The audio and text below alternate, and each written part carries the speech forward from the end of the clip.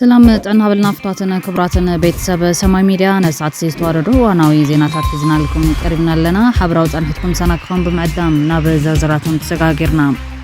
بقدامنت أب وردا دوغاتن بين زوق حيال زناب أو لعلي حدا 243 هكتار تحرس مريت كبير قدات كم زوجة حبيرهم أو زوادوم ورات قري وردا دوغاتن بين زوق حيال زناب أب 243 هكتار تحرس مريت كبير حدا كم زوجها بمحدار وردا دوغاتن بين فليتهم كم قالت أونا محداري وردا دوغاتن بين ما يتقبر كيروس عرقاوي 16 شمس كرم كلتاشن 18 نام تمرت برد حوش زوق حيال زناب أو لعلي زوات حزرات كبير حدا بتحيهم كلتا 284 مرحت سدر حرستو تاب حدا كم زود أون روملوم من محدار وردا دوغاتن بين حدا غاز بصحوم زلو وغاناتنا مدغاف بزكالو كم سرح زغالصو اي تغبر كيروس منغستان زي منغستان تكالات حاجزن كغبرو تمام محداري صاوي صاريبوم بت حيال زناب غدات بصحوم حرستت بوغانوم سدرومن انسومن اب كبيد حدا كم زود اب مغلاص منغستن غبرتن اي تكالاتن اب حجر غزي كبصحلم صاويام كبل حبريتان كوميونيكيشن انزوادو مرات غراي صبصيو زلو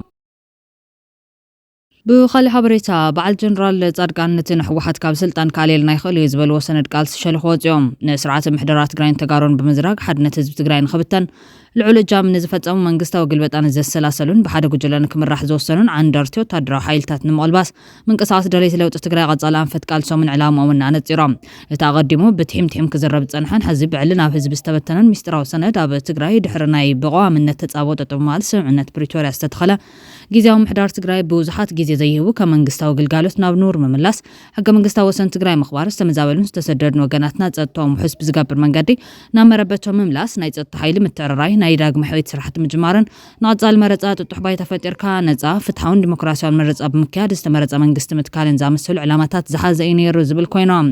እዚ ብናይ ፕሪቶሪያ ብቃውምነት ተጻወተጡ ናይ ምባል ስምዕነት ዝመጽ ፖለቲካ ምትዕርራይ ኣብ ትግራይ ሓደ ፖለቲካ ውድብ መንግስትነት ሙሉ በሙሉ ብሒቱ ጸንሐሉ ፖለቲካ ምሕደራ ምልዋጥ ንምጅማር ዘኽእል ኩነታት ሒዙ መጽ ነይሮም እቲ ኣብ ከቢድ ሓደጋ ዝወደቀ ሓድነት ህዝቢ ትግራይ ብምፍዋስ ዝደልደለ ዓቕሚ እነጥረየሎን ኩሎም ባህግታትና ንምፍጻም ፍላይ ድማ ኩናት ኣትሪፍና ናይ ፕሪቶሪያ ብቃውምነት ተጻወተጡ ናይ ምባል ስምዕነት ሙሉ በሙሉ ንክፍጸም መኽኣለና ነይሩ ይብል እቲ ኣቲናይ ዘለና ፖለቲካዊ ቅልውላው ቀስ ብቐስ ውሽጣዊ ዓቕምና ጠናኺርናን ዓለም ለኻዊ ድጋፍ ሒዝና ንምፍታሕ እውን መኽኣለና ነይሩ ዝብል እቲ ምስጢራዊ ሰነድ ይኹን እምበር እቲ ኣብ ትግራይ ከም ንቡር ተወሲዱ ዝጸንሐ ናይ ፖለቲካዊ ምሕደራ ስርዓት ብናይ ሰራዊት ኢደታውነት ተደጊፎም እቲ ሓደ ክፋል ሕወሓት ፖለቲካዊ ስልጣን ብሒቱ በቲ ዝመጻና የልሙድ ኣገባብ ክቕጽል ክኢሉ እዩ ብማለት ዘኻኽር እዚ ካብ መሰራርቱ እትሒዙ ጸገም ዝነበረ ጊዜያዊ ምሕደራ ውሽጢ ውድብ ሕወሓት ዝተፈጠረ ምክፍፋልን ጣልቃ ኣታውነት ሰራዊት ኣዘዝትን ተወሲኽዎ ጠቕሊሉ እንድሕሪት ክምለስ ክኢሉ እዩ ብማለት ድማ لعلوت أزز سراويت تግራይ ናብ ናይ ሓደ ፖለቲካ ውድብ ማእኸላይ ኮሚቴ ኣኼባ ብምእታው ውሳነታት ናይ ማእኸላይ ኮሚቴ ክቕየር ኣገዲዶም እዮም በዚ ከይብቅዑ ንባዕሎም ኮርን ካብ ኮርን ላዕለን ኢሎም ዝተወደቡ ኣዘዝ ሰራዊት ጥሪ 15 2017 ዓ.ም ካብ ተልእኾም ወጻኢ ብግልጺ ብቤት ጽሕፈት ሕወሓትን ዝምራሕ ክፋል ሕወሓት ከም ዝድግፉን ምስኡ ተሰሊፎም ከም ዝቃለሱን ዕላው ገይሮም እዮም ይብል ድሕሪ ዝውን ኣብ ቤተ መንግስቲ ምግልባጥ ስራሓት እዮም ሕዚ እዚ ብምዃኑን ድሕሪኡ ዝመጹ ናይ ዓፈና ምንቅስቓሳትን ፖለቲካ ትግራይ ካብ ሰላማዊ ቃልሲ ናብ ብዕድቂ ዝተደገፈ ማእኸሉ ድሌት ፖለቲካዊ ጉጅለታት ዝገበረ መስርሕ ኣትሎ ዝበለ እንትኸውን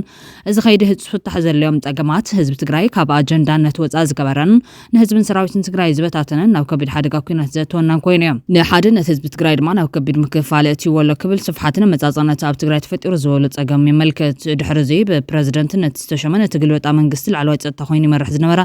ሌተናል ጀነራል ታደሰ ወረደ ናብ ስልጣን ትመጽእ ኣብ ቅድሚ ማሕበረሰብ ዓለም ፈሪሙ ቆጺሩ ዝተቐበሎም ሕቶታት ህዝቢ ማእኸል ዝገበሩ ስራሕትን ጎኒ ገዲፎም ኣለዎም በጉጅለ ቤት ጽሕፈት ሕወሓት ኣቢልውን አንጻር ስምዕ ተጻወተጡ ምባል ፕሪቶሪያ ምስ ናይ ደግ ሓይልታት ጽምዶታት እናተፈጠሩ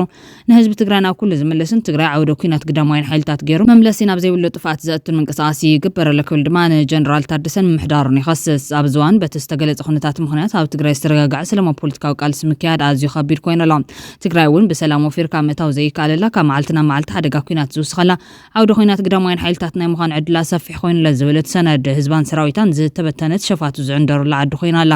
በዚ ሕዘልና ልኹነታት መወጻል ይኹን በዚ መንገዲ ዝቐጽልና ናብ ኩናት ምእታው ከም ተጋሩ መምለሲ ከይህልወና ዝገብር እዩ ብማል ቀጻል ዘስዕቦ ሓደጋ የንፍት ስለዝኾነ እናጠፋና ስኢልና ክንረአ ስለዘይብልና ነዚ መንገዲ ጥፋት ደው ዘብልን ትግራይ ዘድሕንን ቃልሲ ከነካይድ ግድን ኮይኑ ኣሎ ካብዚ ብምብጋስ ንለውጢ ዝቃለሳ ውድባት ፖለቲካ ትግራይ ማለት እውን ውድብ ብሄራዊ ባይቶ ዓባይ ትግራይ ባይቶና ውድብ ዓረና ትግራይን ዲሞክራሲን ላዕላውነትን ዓረና ውድብ ዲሞክራሲያዊ ስምረት ትግራይ ስምረት ውድብ ትንሳኤ ሰብዓ እንደርታን ምስ በዓል ሌተናል ጀነራል ጻድቃን ገብረትንሳኤ ሜጀር ጀነራል ኣበበ ተክለ ሃይማኖት ጆቤ ኢትዮጵያ ናይቲ ኣሰፋ ብርሃን ዝኣመሰሉ ጽዕንቶ ፈጠር ተጋሩ ውልቀ ሰባት ብምዃን ምንቅስቓስ ደለይቲ ለውጢ ትግራይ ዝብል ምንቅስቓስ ጀሚርና ኣለና ዝብል እንትኸውን እዚ ምንቅስቓስ ኩሎም መፈላለያትና ጽኒሕና ዝሕዛ ኣብ ትግራይ ዘሎ ኩነታት ንምልዋጥን ትግራይ ንምድሓንን ኩሉ ዓቕም ፖለቲካዊ ውዳበታት ሲቪል ይኹን ናይ ሞያ ማሕበራትን ጽዕንቶ ፈጠርቲ ውልቀ ሰባትን ኣብ ዝተነጸረሉ ናይ ስግግር ዕላማታት ዓሲልና ንቃለሰሉ ኩነታት ምምሽቻዊ ክብል ዕላምኡ ይነጸር እዚ ንምስራሕ ካብ ላዕሊ ክሳብ ታሕቲ ሓበራዊ ወዳድባን ኣሰራርሓን ብምዝርጋሕ ነቲ ኣብ መሬት ትግራይ ካብ ጫፍ ናብ ጫፍ ዘሎ መሪሕነት ዝፃነ ድሌት ለውጢ ህዝቢ ምራሕ እዩ በዚ መሰረት ህዝቢ በዓሉ ብስፍሓት ዝሳተፈሉ ህዝባዊ ማዕበል በዓሉ ብዝወሰኖ ናይ ምሕደራ ስርዓት ብምትካእ ሕዚ ዘሎን እናዓመቐ ዝኸይድ ዘሎን ናይ ጥፋት ጉዕዞ ደው ንምባልን ምቕያርን ዝዓለመ እዩ በዘቢልካ እውን እቲ ኣብ ትግራይ ፀንሐ ናይ ሓደ ፖለቲካዊ ጉጅለ ናይ ምሕደራ ስርዓት ብናይ ህዝቢ መንግስቲ ንምትካእ ኢሎም ኣብ ትግራይ ፀላሊ ዘሎ ናይ ኩናት ሓደጋ ብምትራፍ ተፈጢሩ ዘሎ ፖለቲካዊ ቅልላው ብስልጡን ብናይ ህዝቢ ድሌትን ቁፅርን እናማዕበልን ኣብ ዝኸይድ ናይ ፖለቲካዊ ምሕደራ ስርዓት ምስግጋርን ንዓመታት ፀንሐ ናይ ሓደ ፖለቲካዊ ውድብ መንግስቲ ብናይ ህዝቢ መንግስቲ ንምትካእ ዘድሊ መንጸፍ ምንጻፍን እዮም እዚ ንምግባር ድማ ስምዕ ሰላም ፕሪቶሪያ ክፍጸም ብሰላማውን ሕጋዊ መንገዲ ምቅላስ እዚ ማለት ተመዛበልትን ኣብ መረበቶም ብውሑስ መንገዲ ንምምላስን እግሪ ንምትካልን ምቅላስ ሕገ መንግስታዊ ወሰን ትግራይ ንምርግጋጽ ምቅላስ ፍትሕን ተሓታትነትን ክረጋገጽ ምቅላስ ብትስምዕ መሰረት ናይ ዲዲአር ፕሮግራም ክፍጸምን ግቡዕ ርያ ሓይሊ ጸጥታ ክግበርን ምቅላስ ሓዋፊ ጊዜያዊ መንግስቲ ምትካል እዚ ማለት ጊዜያዊ ቤት ምክሪ ትግራይ ክህሉን ነቲ ስራሕ ፈጻሚ ክቆጻጸርን ምግባር ኣብ ብቕዓት ዝተመስረተ ሓዋፊ ካቢኔ ትግራይ ምምስራት ህዝቢ ዝቆጻጸረንን ተጽዋዕነትን ህዝቢ ዝኾናን ኣብያተ ምኽርን ምሕዳራትን ወረዳ ከተማን ጣብያታትን ምምዕርራይን ምጥንኻርን ሰላም ጸጥታን ትግራይ ውሕስ ምግባርን ጎቦ መንግስታዊ ግልጋሎት ብዝተማልአ መንገዲ ምሃብን ንመረጻ ምድላውን ዝተመረጸ መንግስቲ ምምስራትን እዚ ማለት ንቐጻሊ መረጻ ጥጡሕ ባይታ ምፍጣርን ምድላው ዝተመረጸ መንግስቲ ትግራይ ምምስራት ዝብሉን ካልኦት ዕላማታትን ይርከብዎም እንተኾነ ግን እዚ ብገለ ተጋሩ ናይ ብልጽግና ኦሮሞ ሸርሒ እዩ ብማል እናተቃወሙ እዮም ዝርከቦም بالعلوى أزا سراويت إثيوبيا استمرح أخيبا كبير تقامو قدموهم بجنرال أبابا وتردسة بابو مبرنتن مرحت عدوغات حيلتاتن لعلوة محاورات تاكت ما بحر دارز تساتفوا ناي مخكر مدرخ كنتات سلام تتان تزوبا كمستغايدة مع خانات زين حيلتات مكل خال حبيران جنرال أبابا وتمدرخ أبكو أبيتات قوي دو غندر جامن بوزح لو تكم سراين سلام مرقاقات سمعت كم استوت حنقليتهم يخون بركولتات تزوبا بغروا زكاة تعذبتن تنتي بوليتيكان كم زعينة أخيباتات المجلساتن مستابايت أزلو جبوت كنتات زلو متأثر بحطوت يوم تعذبت كم زلوا سلام نايمن سلامي بمسارته منقص سلام سفينة كبلن كلا مزحتي جزين تزامد مرجعتن كان ختماتات زملكت يخون بركة وكتماتات وصايب زركب صفي حاجات رات أما قعد قات فانن حيلتات منقصن زكاية زلقت تيوصل لهم أب كتماتات معلت زكاية نتفتات كانت حلوة حزبي كاب كتمان كاب قطر ناب كتماد ما بزي فرحك وعزي كالن زبلو زماكلات اتمنقستي زارب الزل سلام حزبي بمول لبو زعمن اللون زي ساتفولن سلام زي كونس أو كوتر حيلتات تستمسرت مخانو يردام ربحات زت كلهم بتاخذ استساتف سو سلطان منقستي جنرالات سراويتن مرحت تصتان مخانو تنتنت تمدرخ من مخخار زي كونه سشتاو ገምጋምን ቀጻል ስርሒታ ውጥንን ይብሎም ዘላ ሰላም ከረጋገጽ እንትኾይነት አንድ ተዋሳይን በትግጭት በቀጥታ ዝተተንከፈ ህዝብን አካል ትግጭት ዝኾኑ ዕጡቃትን ዝወከልሉ መድረኽ ክፍጠረሎ ይብሎም ብዘይ ተሳትፎም ዝካየድ ዘሎ ዝኾነ ይኹን ዘረብ ኣብ ክንዳ ወታደራዊ ዕብለላ ዝተኮረ ጊዜያዊ ፍታሕ ጥራሕ ከም ዘምርሕ የገንዘቦም ሰብኣውን ቁጣውን ቀሉላ መንግስት ዘውፅኦ መግለጺ ህዝብን ኣብ ልማዓታውን ጥፈታት ክምለስ ምኽኣል ክዛረብን ከሎ ኣብቲ ዞባ ዘሎ ሰብኣውን ቁጣውን ቀሉላ ወሳን ደረጃ በጽሑ ከም ዘሎ ተዓዘብቲ ይገልጾም በሚሉና ዝቆጸሩ ሰባት በአዋርሕ ጸንሐ ምዕጻው ቤት ትምህርቲ ምዝንባ አገልግሎት ጥዕና ደው ዝበለን ግዳውን ጥፈታትን ምዕናው ሕርሻን ክሳቆይ ከም ጸንሐ ይብሮም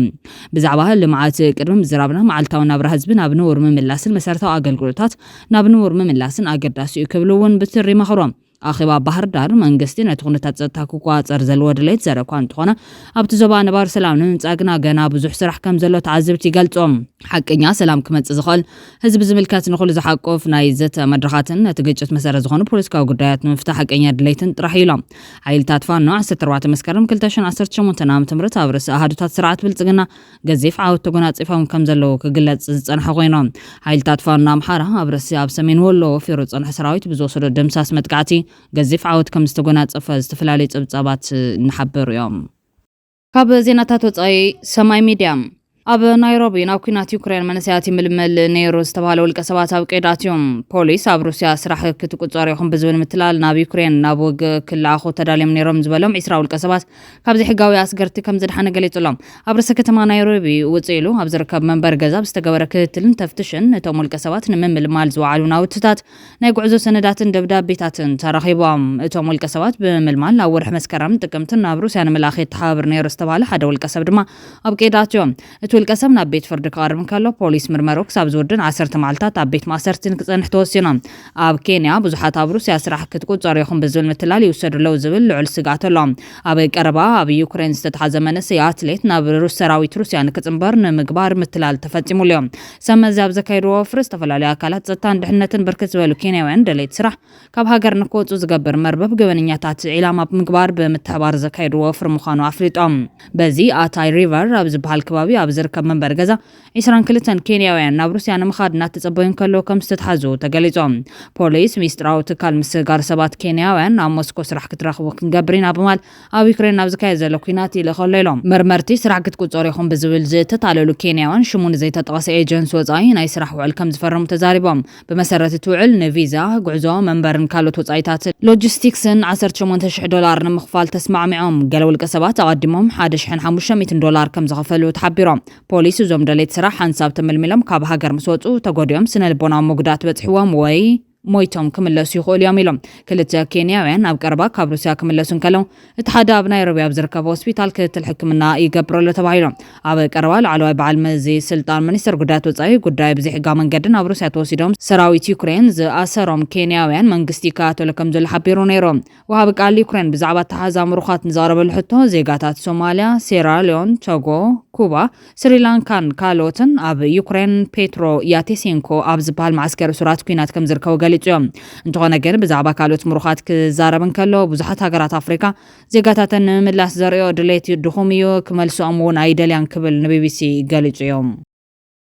ክብራትና ክብራንን ቤተሰብ ሰማይ ሚድያ ነሳት ዝተዋረዱ ሃናዊ መዕባለታት ነዚኣቶም ይመስሉ ነይሮም። ሰናይ ምክትታልኩም ዜና ነመስግን። ላይክ፣ ሼር፣ ሰብስክራይብ ምግባር ቤተሰብ ሰማይ ሚድያ ኾኖ ሰናይ ግዜ ትመኒና።